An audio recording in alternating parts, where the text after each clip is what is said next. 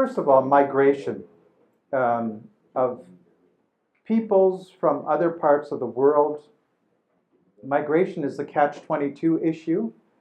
In Europe, most of our cultures, because of affluence and education, are declining in population, which is bad for our economies. We need people to fund our economies, and we ourselves do not have the childbearing strength or will to do that. You need 2.1 children per childbearing woman to keep the population growth on an even level.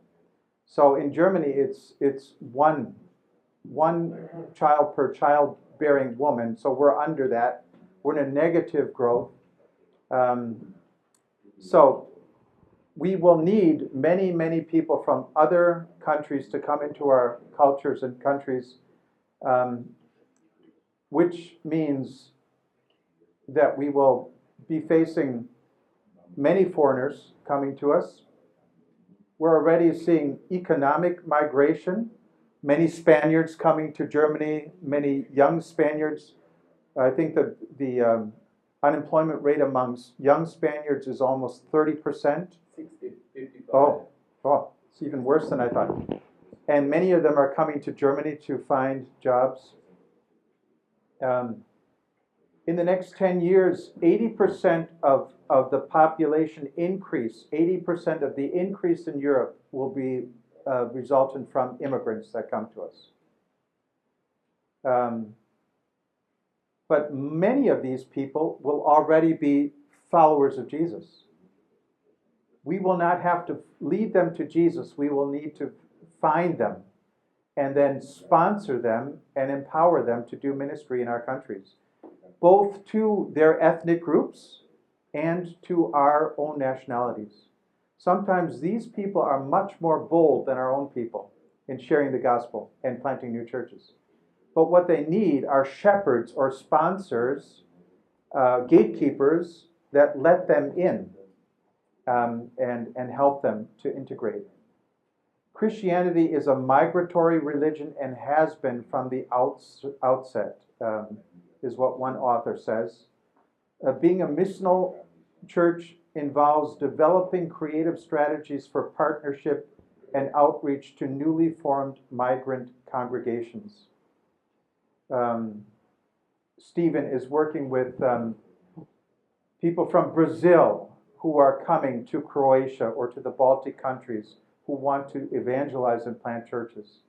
We will have Africans that will help us plant churches in our cultures. So we need to be aware of that. We need to partner with them. We need to take on a learning posture.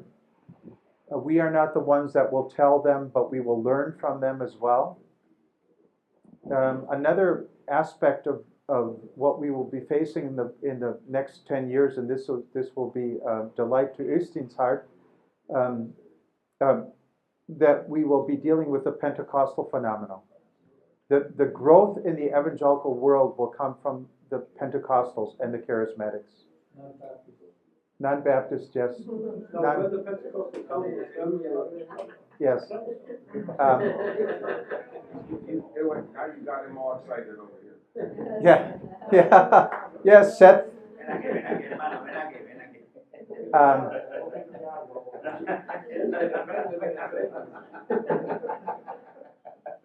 Those are challenges for other evangelical groups to with a kingdom heart to say we welcome you. We are glad that you're here. We want to be brothers and sisters, even if we are theologically from different camps. We want to support one another. But that will also bring among the Pentecostals in our countries new challenges. They will have to learn how to deal with other groups that come into their fellowship or into their networks. One of the biggest challenges for Pentecostals is to be persevering. In their movements, they have a new vision every 6 months or so. So they are very, they hop around in terms of vision and energy expended. What they need is consistency over the long haul. despite the new visions that will be coming. You need to be consistent, especially in church planting. That's why it's good to have Östin and Seth and others who say, we are holding up the banner for church planting over the long haul, despite the new visions that will be coming. Why do you think why Pentecostals, not like what's so unique? Well, even within the Catholic Church, there you will have charismatic renewal groups that are very dominant. I believe that because of the Pentecostals and charismatic emphasis on the Holy Spirit, they believe more than we believe in the evangelical world that God is at work and will work. They act on what they believe much more than we do in our traditional evangelical settings. We overeducate, and maybe they are, in some aspects, they overactivate. That is a simplicity that I'm just saying, but maybe we need to be more active in other evangelical groups than. Maybe my observation is that they have a heart for the poor. Yes. Whereas the established denominations and churches are at a higher level of society and are not engaging at that level. Exactly. I mean, you can gauge the socioeconomic status of your community by the number of Pentecostal churches in that community. The more Pentecostal churches in the community, probably, in most instances, the lower the socioeconomic level of standard of living is. Because what Pentecostals preach more than any other group is hope. And that's what people who are down and out need. More than anything, they need hope. So, but that's the gospel. Gospel is hope. Global poverty. Global poverty will send us a tsunami of poor people that's already happening to Europe. Eastern and Western Europe, global poverty will give us these people, and our governments are trying to find out how to deal with that even now. Those are issues from outside of Europe that will be that we will have to deal with in the next 10 years. What are the issues within Europe in the next 10 years that we need to deal with? Well, postmodernism will challenge us to show how the lordship of Jesus is freedom with a new non-rational apologetic. The thing that postmoderns, what makes them up, some of the characteristics is that they live for momentary pleasure. But if you live for momentary pleasure, this is what will happen. You will be desensitized to pleasure. The more pleasure you have, or pleasure-oriented you are, the less pleasure you will experience. And that's why you will succumb to violence and extreme sexual practices in order to experience pleasure again. We have in Germany, in Berlin, we have 11 and 12-year-old children who are having sex all the time, but without any sense of pleasure. There is no pleasure in what they are dead to the pleasure experience of sexual encounter. And they will become violent in order to experience pleasure. And they will do violence to themselves as well. So momentary pleasure, they reject a meta-narrative. There is no overall narrative anymore that would make sense of where they're living in life today. They live syncretistically. They draw from a multitude of philosophies and religions, and they basically do a patchwork of whatever they think is their God. They will have that as a God. They reject the law of non-contradiction, which says that two opposing theories can't be right at the same time. There has to be a right and a wrong. They reject that. They say, no, you can have multiple truths and hold those in tension. And then they are very full of cynicism because they have been hurt by parents and others, and they have been taught that there is no reason to trust. There is no reason to trust. So relationships are periodic. They enter into, they exit relationships on a utilitarian basis. There is no reason to trust another person. It's all about me. And that will lead to isolationism and ultimately depression. These people will be, they will go to the high priests of our culture, the psychiatrists and psychologists, no longer to the pastors, because they are the new gods of hope. Isolation of the individual, locking into his prison of the internet. We will find we will need to find ways of reaching the isolated via the medium of the internet. The medium that has isolated them from society is the medium that we will use to engage them in the gospel. They are the people of the future in the next 10 years. They are non-religious. They are religiously non-religious, but they are very spiritual. If you ask them, tell me about your spirituality, they will give you an answer to that question. In Sofan, living in a postmodern age is a wonderful time to live if you're an evangelist.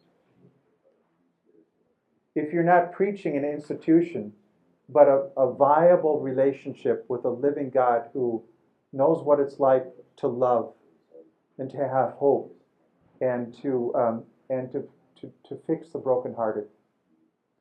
We will deal with the dominance of Islam. I believe in the thesis of Huntington, the Harvard philosopher who said that the future of Europe will have to do with the culture wars and have to do with the predominance of Islam. We have yet to find ways of effectively evangelizing Muslims in Europe. Nobody is doing it well. And they will grow because they're having the children. And they will become very, very violent and very offensive in their outreach. Then gender identity. How will we reach the gays, the lesbians, the different genders? We will have to deal with that in a way that is loving and yet in a way that is healing. And that will have to do with community. What they're actually looking for is community. And we can give that to them. What about the issues of the heart that we will be facing? We will be facing the phenomena that I would call anhedonia. You know what hedonism is? It is living for pleasure and joy, happiness. Pharrell Williams' Happy, that's all over the place. That is a reflection, actually, of a hedonistic culture. The downside is anhedonia. If you live for pleasure, the downside is you'll get to the point where you will no longer be able to experience pleasure, which is the next step toward depression. So we will, despite wealth and prosperity, people will increasingly be unable to experience joy and a deep sense of well-being, which is actually shalom.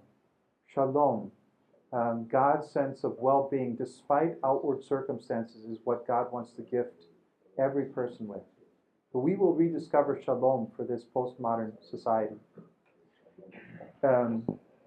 Issues of the heart, anhedonia, the inability to feel pleasure and joy despite the prosperity. Secondly, emotionally absent parents, often occupied with themselves at the expense of their children. Parents who need parenting, who do not know what it's like to be a parent because they've never been parented. They come from dysfunctional homes.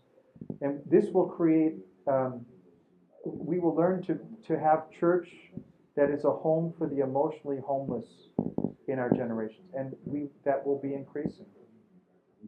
Children and young adults who are emotionally homeless. They have never had a home emotionally. They've had everything else. Look at this man he's a symbol, I think, of what will happen in Europe. In California, who as a virgin, 22 years old, he says, virginity today is not a badge of honor. It's a badge of shame for our culture. So he had this badge of shame and pain because he was still a virgin. He said to everybody he didn't understand this because he was a gentleman. He was no gentleman because of what he did. He proved that he was not a gentleman. He destroyed the beauty that he so wanted. And he was raised in affluence. He was driving the newest BMW that you could get. I wish I had that vehicle.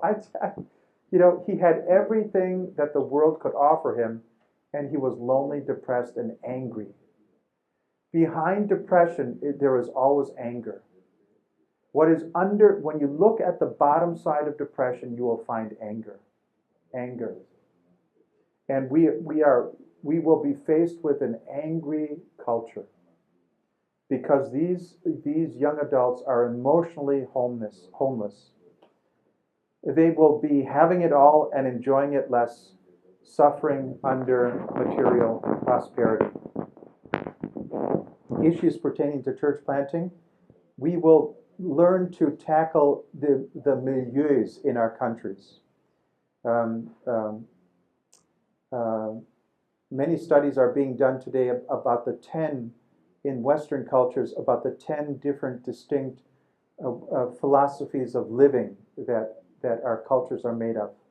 And you can look at this.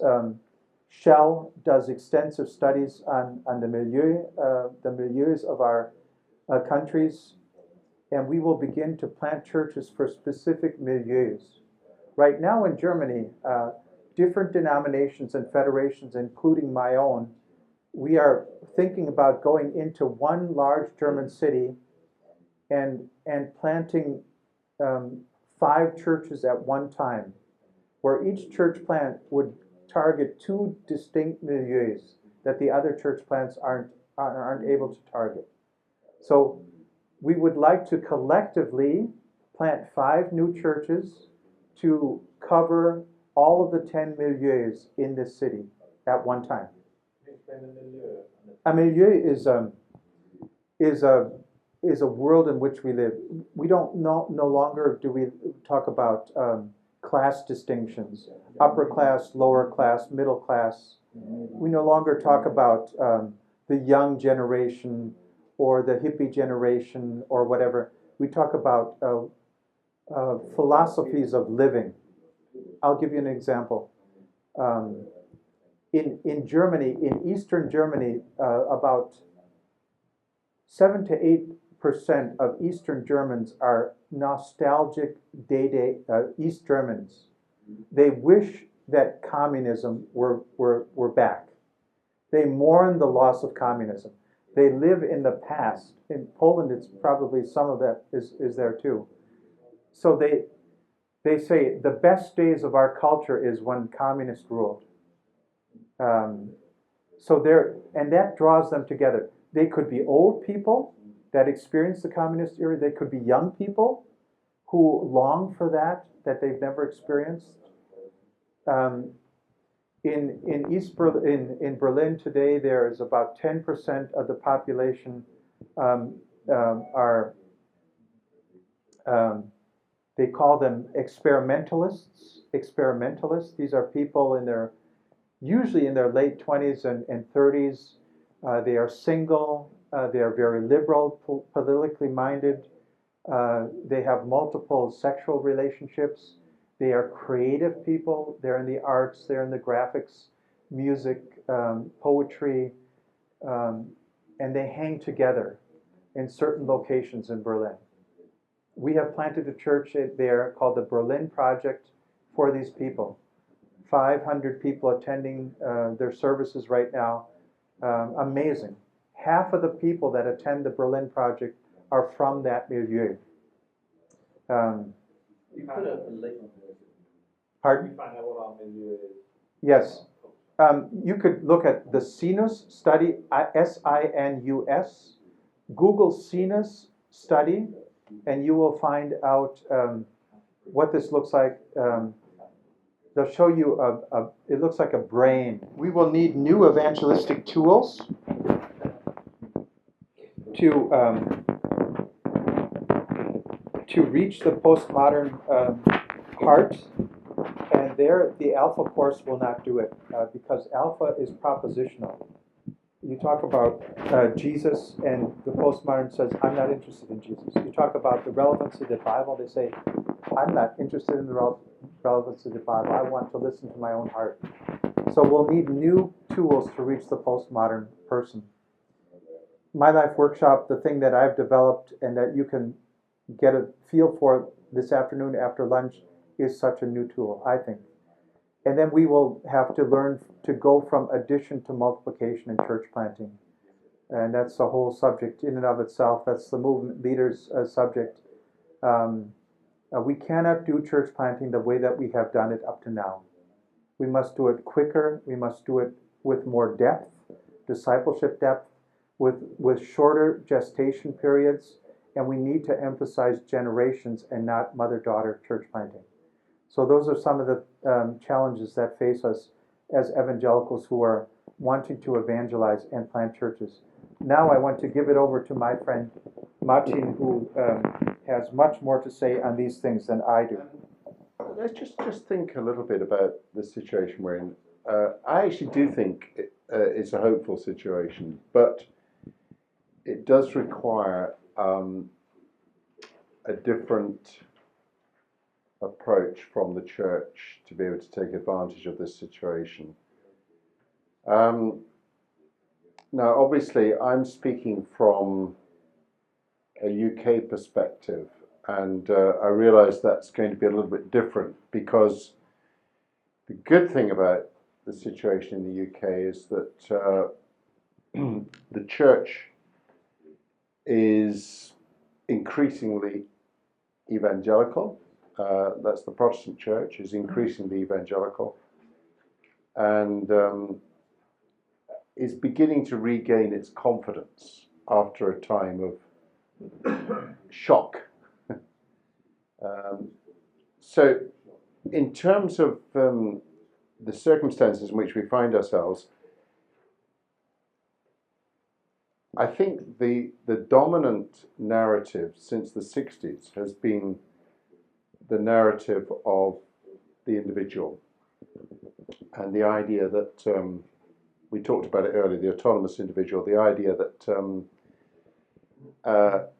you can only really be happy if you are free of all commitments, if you're free of all structures, if institutions aren't oppressing you.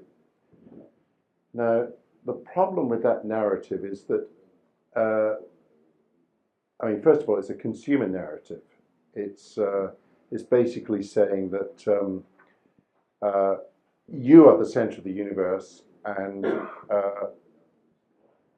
your happiness lies in your own self-actualization. And in order to be self-actualized, you need to discover yourself, and you need to be in a position, you need to be wealthy enough to consume products of your choice. This is how you discover your identity.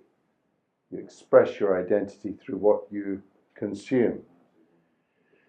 Now, the problem with this narrative is that it reduces the individual to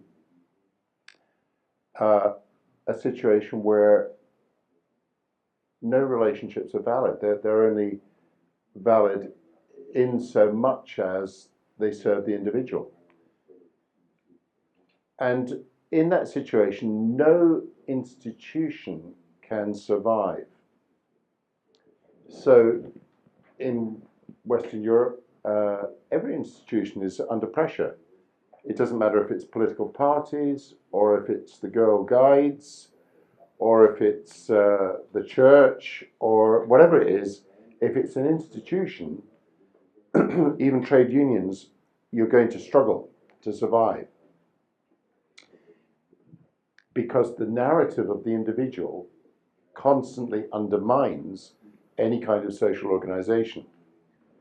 So, for example, when politicians in Europe in England say to the church, oh, well, you're irrelevant because you've declined, my response is to say, well, what about you? You know, take the Conservative Party, for example, which in 1955 had 5 million members. Today it only has 130,000. I mean, that's spectacular decline. The church has done really well compared with the Conservative Party. So every institution is under pressure. Now, the problem with all of this is that actually it's very difficult to maintain family life. It's very difficult to maintain marriages, because marriages only become useful in a consumer sense. I will stay committed as long as it's useful to my self-actualization. Well, there lies misery.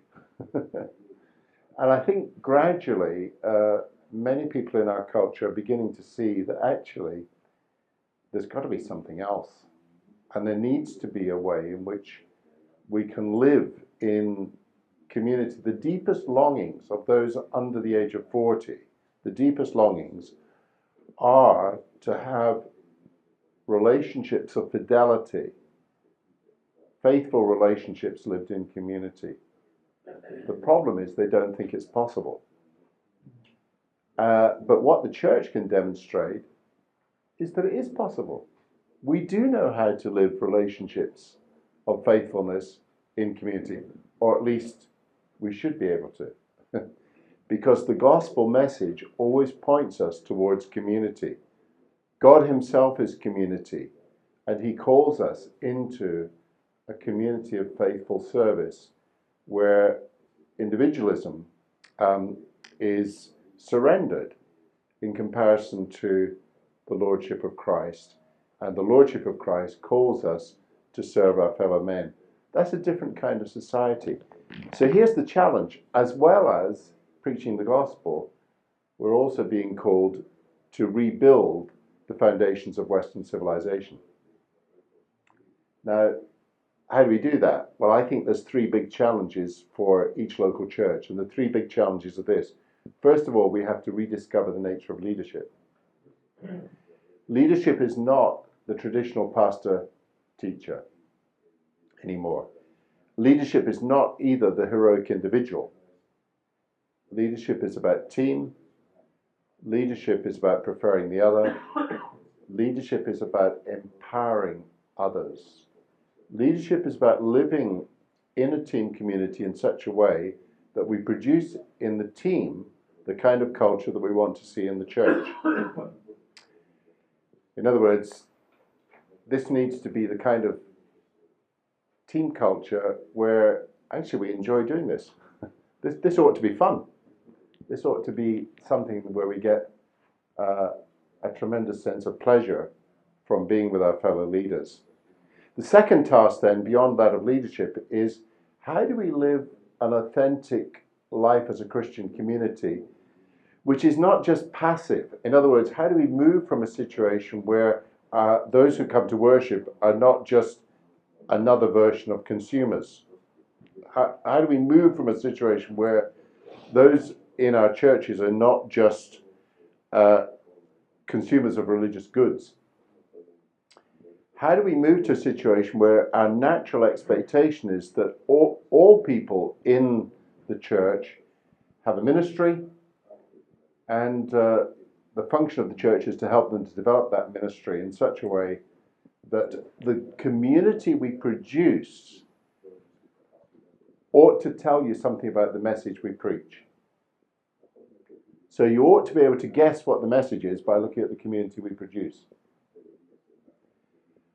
Part of that means the development of spiritual practices, a rhythm of spiritual life, which, to be honest, is often missing in churches today, and it's often missing amongst leaders today.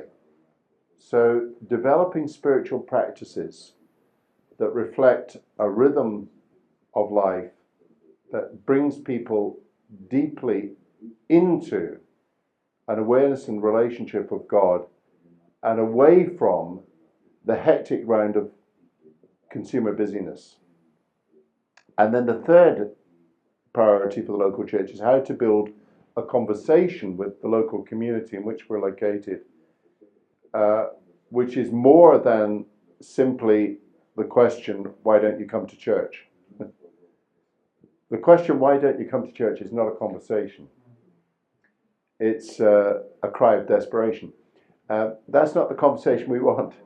The conversation we want is much more like, what do you, the community, think it looks like to flourish as human beings? And how can we participate with you in that conversation? And how can we as the church begin to meet your aspirations in terms of what does it mean to be human? What does it mean to flourish as human beings? Now that's a very different kind of conversation, and we're not used to producing that kind of conversation. I could give you an illustration of that if you like, but perhaps that's enough for the moment. I'll give it. All right, I'll give it. Since you ask. Okay, when our local church first started, it started in our home. We moved into a community centre. And first of all, we were just renting a room in that community centre. Later, we were given the option of taking out the lease on the community centre. So we actually have the lease now for £1 a year. For the next 70 years, we have this building. Yeah. No, we haven't. The asset's not transferred to us, just the lease. So we lease the building for the next 70 years for £1 a year. Okay, so it's quite a sizable building, and it comes with a lot of playing fields and parkland. Now, when we first moved in, we started to ask the community, what did they think the needs of the community were? So we actually surveyed the community. What do they think the needs were? We also asked them what they thought of our church, and we didn't like the answers, actually. They had a very negative view of our church for reasons which are complicated, but I couldn't tell you. The results of the survey were not what we expected. The top need that they spoke about in this community was there were no play facilities for children under the age of 7. Now, we never thought of that, but actually when we looked around, we saw that was true. There were no play facilities. The second need they expressed was there was nowhere for people to meet, to just have a cup of coffee with their friends. And the third thing they expressed, we might have guessed, which was there's nothing for teenagers to do. So here's what we did. The first thing we did was we raised about 100,000 euros to build a top quality playground right next to our church facility. That amazed the community because they realized we didn't do that for ourselves, we did it for them. That surprised them. The second thing we did was we opened a cafe next to the playground in order for parents who are coming to the playground to have a place where they could meet their friends. Today, 2,500 people use that community centre every week. And that gives us an opportunity for conversations. So, in other words, by changing our relationship with the community, by changing the conversation, we've entered into a completely different relationship with the community. They now view our church extremely positively. If you go there on a week in the summer, well, provided it's not pouring with rain, that is, you'll see maybe 1,000 people in the park just using the facilities. And that gives us a basis for a totally different relationship. So that's just one example. I could give you many other examples as well. But those are the 3 priorities for me. A different kind of leadership. The kind of community that really genuinely reflects the message. And thirdly, a different kind of conversation with the community. If we can produce that kind of situation, I think there's a hunger for that in Western culture at the moment. And I actually think that the collapse of the story of individualism is actually a great opportunity for us with the gospel.